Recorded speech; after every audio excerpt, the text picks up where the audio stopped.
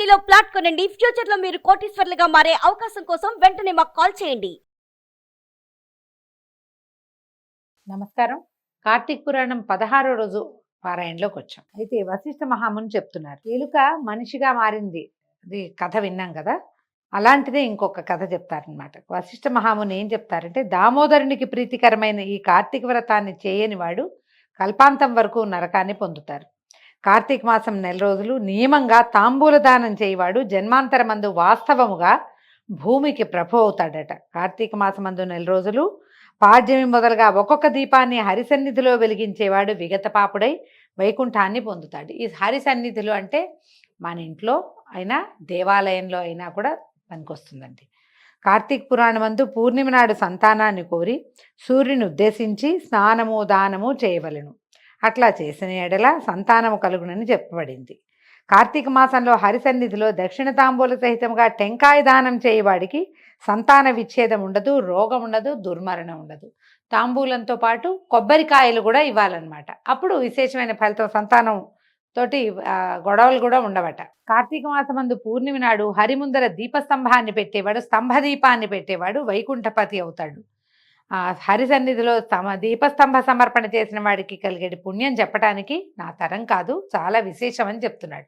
కార్తీక మాసమందు హరి సన్నిధిలో స్తంభ దీపాన్ని చూసిన వాడికి కూడా పాపములు సూర్యోదయమందు చీకట్లలాగా నశిస్తాయట. పూర్ణిమ రోజున స్తంభదీపాన్ని చూసేవారి పాపాలు సూర్యోదయంలోని చీకట్లలాగా నశిస్తాయి. కార్తీక మందు స్తంభమును సమర్పించని వాడు నరకము నుండి విడుదల కాడు. స్తంభదీపానికి శాలిధాన్యము, వ్రీహిధాన్యము, నువ్వులని ఉంచి దీపం పెట్టాలి. శిలతో గాని కొయ్యతో గాని స్తంభాన్ని చేయించి దేవాలయం ముందర పాతి దానిపై దీపాన్ని పెట్టువారు హరికి ప్రియుడుగును. ఈ స్తంభదీపం అంటే ఏమిటంటే, మామూలుగా చూడండి 3-4 పద్ధతులు చెప్తారండి. ఏకదీపం, ఒక ప్రమిద పెట్టడం, ఆజ్యం కానీ ఆవు నెయ్యి కానీ నువ్వుల నూనె కానీ వేసి దీపాన్ని వెలిగించడం సాధారణ దీపం. దీపమాల అంటే ఒక 11, 21, 40, 108 ఇట్లా వరుసగా దీపాలని పెట్టడం దీపమాల అయిందా. తర్వాత ఏమో ఈ అఖండం పెట్టడం, ఒక పెద్దది. తొలి రోజున వెలిగించి 30వ రోజు దాకా దాన్ని తీసుకెళ్తాం, లేదా ఉదయమే వెలిగించి మళ్ళీ ఉదయం దాకా ఆ దీపాన్ని ఉంచుకోవటం, ఇదొక పద్ధతి. దీంతో పాటుగా ఈ తర్వాత జ్వాలాతోరణ సమర్పణ ఒకటి చూపిస్తారు. ఈ జ్వాలాతోరణాలు ఇళ్లల్లో చెయ్యరు, దేవాలయంలో జ్వాల వెలిగించి దాని కింద నుంచి పరమేశ్వరుని తీసుకెళ్తారు. పల్లకిని స్వామివారి ఊరేగింపప్పుడు జ్వాలాతోరణాన్ని వెలిగిస్తారు. ఆ సమయంలో స్వామివారితో పాటు కూడా ఆ జ్వాలాతోరణం కింద నుంచి పైన భగ్గుని మండుతుంది, గడ్డి తాళ్ళు పెట్టి వాటిని వెలిగిస్తారనమాట. ఆ వెళ్ళిన వాళ్ళకి నరక బాధలు ఉండవని చెప్తారు. వీటితో పాటు ఆకాశ దీపం ఒకటి పెడతారు. ఏం చేస్తాము మనం, ఏదైనా చిన్న గాజు దాంట్లో కానీ, ఇది వరకు తాటిది పెట్టేవాళ్ళు, తాటి మట్టని ఇట్లా మడత పెట్టి, ఇది వరకు ఎక్కడ ఉన్నాయండి, గాజు పద్ధతులు లేవు కదా, అట్లా తాటి మట్టని ఇలా ఉంచి అందులో దీపం పెట్టి ఓవైపు కొద్దిగా గాలి వచ్చేలాగా, అంటే కింద భాగంలో గాలి రాదు, పై భాగంలో గాలి వచ్చేలాగా ఏర్పరిచి దాన్ని ఏం చేసేవాళ్ళు, ఒక కప్పితోటి పైదాకా లాగి ఆకాశ దీపం పెట్టేవాళ్ళు. ఇప్పుడు కూడా కొన్ని చోట్ల మనకు కనపడుతుంది, అవకాశాలు ఉన్నప్పుడు ఉన్నాయి కాబట్టి. మనం ఇప్పుడు ఈ గ్లాస్ ఫిట్ డబ్బాలు లాంటివి వస్తాయి, అందులో పెట్టి దాన్ని పైకి లాగి పెట్టుకోవచ్చు. ఆకాశ దీపం, వాకిల్ దీపం, తర్వాత ఏమో ఏమంటారు మన తులసి చెట్టు దగ్గర దీపం, వీటన్నిటితో పాటుగా ఈ స్తంభ దీపం అనేది ఒక ప్రత్యేకమైన విధానంగా చెప్తారు.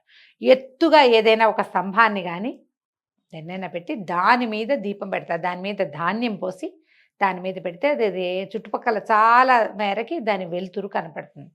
మనం సులువుగా ఏం చేసంటే, ఈ స్తంభ దీపానికి మనము ఈ ఇత్తడివి దీప కుందులు ఉంటాయి కదా, కేరళ ప్రాంతంలో వివాహాది శుభకార్యాల్లో కనపడుతుంటాయి, పెద్ద దీపపు సెమ ఒక్కటి కొని పెట్టుకుంటే ఏటా ఈ స్తంభ దీపం కింద పెట్టుకోవచ్చు. కింద కొంచెం ధాన్యం కానీ బియ్యం కానీ పోసి దాని మీద ఆ దీపారాధన కుందిని, ఆ పొడుగాటి కుందిని పెట్టి వెలిగిస్తే ఏంటంటే, అది ఇట్లా వాకిట్లో పెట్టేసరికి దైవ సన్నిధిలో కూడా పెట్టచ్చు, దీపం చుట్టూతో అంత మేరకి కనపడుతుంది. ఈ విశేషం చెప్పబడుతుంది అనమాట. ఈ స్తంభదీపం విషయంలో ఒక ప్రత్యేకమైన గాథ ఉంది. మతంగ మహాముని ఆశ్రమము నానా తరుజాల మండితంగా ఉండేదట. ఆయన ఎన్ని చెట్లు ఉండేవి ఆయన ఆశ్రమంలో. అక్కడ ఒక విష్ణు ఆలయం ఉంది. ఆ ఆలయం చుట్టూతా కూడా చాలా పెద్ద వనం ఉంది. ఈ కార్తీక వ్రత పరాయణులైనటువంటి మునీశ్వరులు అక్కడికి వచ్చి ఆ దేవాలయగత విష్ణుమూర్తిని నానా విధాల షోడశోపచారాలతోటి పూజించి కార్తీక మాసం అంతా విశేషంగా సేవించుకునేవాళ్ళు. వారు అత్యంత భక్తియుతులే హరిద్వారంలో దీపమాలని నిర్మించి నిర్మించే దీపమాలలు పెట్టడం, సమర్పించేవాళ్ళు స్వామికి. అందులో ఒక ముని ఏమన్నాడట, ఇది ఏటా జరిగేదే. ఒక సంవత్సరం వచ్చినప్పుడు ఈ మునుల్లో ఒక ఆయన ఏమన్నాడంటే, మునీశ్వర్లారా, ఈ కార్తీక మాసమందు హరి ముందర స్తంభదీపాన్ని ఉంచేవాడు వైకుంఠవాస అవుతాడట. నేను ఎక్కడో ఒక ప్రాంతంలో విన్నాను. కాబట్టి మనం అందరము హరి ముందు స్తంభదీపాన్ని పెడదాము. నేడు కార్తీక పూర్ణిమ తిథి. ఈ దినం సాయంకాలం స్తంభదీప దానం. హరికి దానం అంటే ఎవరికో దానం కాదు, స్వామివారి కోసం సమర్పించడమే దీపదానం అని చెప్తున్నారనమాట. అత్యంత ప్రీతము, విష్ణు ప్రీతికరము. కాబట్టి స్తంభాన్ని చేయించి కార్తీక మాస పౌర్ణమి నాడు సాయంకాలం దాని యందు దీపం పెట్టేవాడు పాపాలు నశించి వైకుంఠ లోకాన్ని పొందుతాడు అనేసరికి వీళ్ళందరూ ఏమన్నారు, అవునవును నిజమే, మేము విన్నాం, చేద్దామని దీపస్తంభాన్ని పెట్టడం కోసం ఒక కర్ర కోసం వెతికారు. వీళ్ళు ఏం చేశారు, అటు ఇటు చూస్తే ఈ దేవాలయం చుట్టూ చాలా మొక్కలు ఉన్నాయి కదా, చెట్లు గిట్లు బ్రహ్మాండమైనవి ఉన్నాయి, పురాతనమైనవి కూడా. వీళ్ళు వెతికి వచ్చేటప్పుడు ఏమైంది, వీళ్ళకు ఒక ఎండు చెట్టు కనపడింది. ఆ చెట్టుకి కొమ్మలు లేవు, ఇట్లా స్థాణు ఇటా ఉంది, ఒక మొండెంలాగా ఉంది, ఒట్టి మొదలే. అయితే కార్తీక వృత సముత్సాహులైన వాళ్ళంతా కలిసి ఆ స్థాణువునందు శాలి వ్రీహి తిల సమేతంగా దీపాన్ని నేతితో వెలిగించి ఆనందించారు. ఆ చెట్టుని ఏం చేశారు, పైవైపున ఒక రవ్వ చదునుగా కొట్టి దాన్ని అక్కడి నుంచి పట్టుకొచ్చి దేవాలయం ముందు స్థాపించారు. దాని మీద శాలిధాన్యం, వ్రీహి ధాన్యం, తిలలు అంటే నువ్వులు, ఈ ధాన్యం పోసి దాని మీద చక్క ప్రమిద పెట్టారు. ఆజ్యం పోసారంటే నెయ్యి. కార్తీకంలో నూనె విశేషమే, నెయ్యి కూడా విశేషమేనండి. అయితే చాలా విశేషం నెయ్యి. అలాగ ప్రత్యేకంగా చెప్తారు, దేవాలయంలో ఆవు నెయ్యి దీపాలు వెలిగిస్తే అత్యద్భుత ఫలితం లభిస్తుందంటారు. నెయ్యి లేకపోతే తైలం అన్నమాట. అయితే ఈ దీపం వెలిగించి ఏం చేశారు, వీళ్ళు చాలా ఆనందించారు. ఆహాహా, దీపం ఎంత అందంగా ఉంది, ఎత్తుగా ఉండి మరీ బాగుందని చాలా సంతోషించి బయటకు వచ్చి దీపం బయట పెట్టారు. లోపలికి వచ్చి దేవాలయపు ప్రాంగణంలో కూర్చుని హరికథలు చెప్పుకుంటున్నారు. ఇంతలో ఏమైంది, ఈ కథ చెప్పుకుంటుంటే దేవాలయం ముందు చెట చెట అని చిట్ అని దీపం అంటుకుంటున్న శబ్దం అన్నమాట కలిగి దీపం నశించి అందరూ చూస్తుండగానే ఆ స్థాణువు ఏదైతే ఈ చెక్కని తెచ్చిపెట్టారు కదా, చెట్టు మొదలు, అది బద్దలయ్యి అందులో భూమి మీద పడిపోయింది. అందులో నుంచి పూర్వదేహాన్ని ధరించినటువంటి ఒక మహాపురుషుడు ఒక ఆయన బయటకు వచ్చాడు. ఏమంతా ఆశ్చర్యపోయారు ఋషులు. వీళ్ళంతా ఏదో హరికథ చెప్పుకుంటున్నారు. వాళ్ళు ఈ శబ్దము, ఆ స్థాణు ఢామని పగలటము, 2 ముక్కలు కావటము, అదంతా ఏదో కీగంటితో చూసినా కొంత జరుగుతున్నది కనపడుతుంది కదా, ఏమిటా అని పరిగెత్తుకొచ్చారు. చూసేసరికల్లా ఏమైంది, ఈ స్థాణువులోంచి బయటపడిన ఒక పురుషుడు అయ్యో అయ్యో అంటుంటే వీళ్ళందరూ ఆశ్చర్యపోయారు. ఓరి మానవా, నీవెట్లా స్థాణువుగా పడున్నావు, ఏ దోషం వల్ల నీకు ఈ స్వరూపం వచ్చింది, సరిగా చెప్పు, ఎవరు నువ్వు ఏమిటి అని విరివిగా ప్రశ్నించారు, విడివిడిగా ఎవరి దారిని వాళ్ళు. అయితే వీళ్ళందరికీ నమస్కారాలు చేసి సంతోషంతో అంజలి పట్టి ఇట్లా చెప్పాడట, ఓ బ్రాహ్మణోత్తములారా, నేను పూర్వం ఒక బ్రాహ్మణుడిని, రాజ్యాన్ని పరిపాలించేవాడిని. కానీ ఆయనకి రాజ్యం ఉందన్నమాట. ధనము, ఏనుగులు, గుర్రాలు, రథములు, కాల్బంటులు మొదలైన సమస్త సంపత్తులు కలిగి కూడా దయాశూన్యుణ్ణే, దుష్ట ప్రవర్తన కలిగిన వాడిని అయ్యాను. అన్నీ ఉంటే సరిపోదండి, వాటితో పాటు ప్రవర్తన ఒకటి చాలా బాగుండాలి. కలిగి ఉన్నవాడు దానం చేయాలి విస్తారంగా, లేకపోతే కలిమి వల్ల ప్రయోజనమే లేదు. అయితే నేను వేదశాస్త్రాలు చదవలేదు, హరిచరిత్రను వినలేదు, తీర్థయాత్రకు పోలేదు, స్వల్పమైన దానం చేయలేదు, దుర్బుద్ధి కలవాడనే ఏ పుణ్యకార్యము నేను ఆచరించలేదు. నిత్యము నేను ఉన్నతాసనంలో కూర్చుని వేదవేత్తలు, సదాచారవంతులు, పుణ్యపురుషులు, దయావంతులు, సదాశ్రయకాములు అయినటువంటి బ్రాహ్మణులను నా ముందు నీచాసనాల్లో కూర్చోబెట్టడానికి వినియోగించి వాళ్ళ అభిముఖంగా కాళ్ళు చాచి కూర్చుని ఎప్పుడు కూడా నమస్కారం చేసిన వాడిని కాదు. వారికి ఇష్టార్థాలు, వాళ్ళకి కావాల్సింది ఏం కావాలి నాయనా అని కనుక్కుని నేను ఏనాడు ఏది వాళ్ళకి అవసరమైంది ఇవ్వలేదు, ఇష్టమైంది ఇవ్వలేదు. నాకు ఎక్కువైంది కూడా నేను ఎప్పుడూ దానం చేయలేదు. ఎక్కువై చేసినా దానం పనికొస్తుందండి, అది చేయలే. పర్వకాలాల్లో అంటే పర్వదినాల్లో ఎన్నడూ ఏ దానము బ్రాహ్మణులకు ఇవ్వలేదు. ఎప్పుడైనా దానం ఇవ్వక తప్పకపోతే ఏం చేసేవాడు, ఏదైనా ఇవ్వాలి, కొబ్బరికాయలు దానం చేయాలండి, కొబ్బరికాయ దానం చేసినా దక్షిణా సహితంగా ఇవ్వాలని చెప్పుకోను.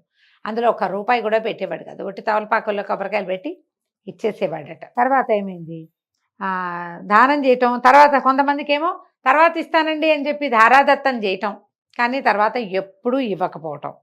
శాస్త్ర శ్రవణ సత్వభావ సంపన్నులు వచ్చి రాజును కనుక నన్ను యాచించేవాళ్ళు, అప్పుడు కూడా సరే ఇస్తానని చెప్పడమే కానీ నేనేనాడు ఇచ్చేవాడిని కాదు. డబ్బు ఇవ్వడం ఇష్టం లేదనమాట ఆయనకి. నిత్యము బ్రాహ్మణుల వద్దే ధనం పుచ్చుకుని స్వకార్యాలు చేసుకునేవాడిని.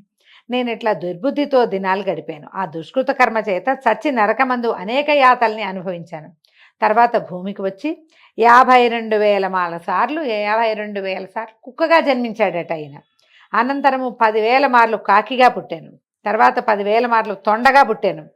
తర్వాత 10,000 మార్లు పురుగుగా పుట్టి విశ్వాసనే ఉండి, అంటే ఏదో పిచ్చి గడ్డి పురుగులు ఏం తింటాయండి, మలభక్షణం చేస్తాయి, అదే తిన్నాయి. తర్వాత 1,000,000 మార్లు చెట్టుగా ఉన్నా. చివరకు 1,000,000 సార్లు స్థాణువుగా, ఇట్లా మొద్దు ఎందుకు ఉపయోగపడని మొద్దు కూడా ఉపయోగపడుతుంది, ఈ పొయ్యిలోనో ఎక్కడో వాడుకుంటారు, దానికి కూడా నేను ఈనాడు ఉపయోగపడలేదు, అలాగా కాలం గడుపుతున్నాను అని చెప్పేసరికల్లా చెప్పాడు. ఇంకా చెప్తున్నాడు, అనేక విధాలుగా పాపకర్ముడునైన నాకు పరమ దుర్లభమైన ముక్తి ఇట్లా కలిగింది. దీనికి కారణం నాకు తెలీదు.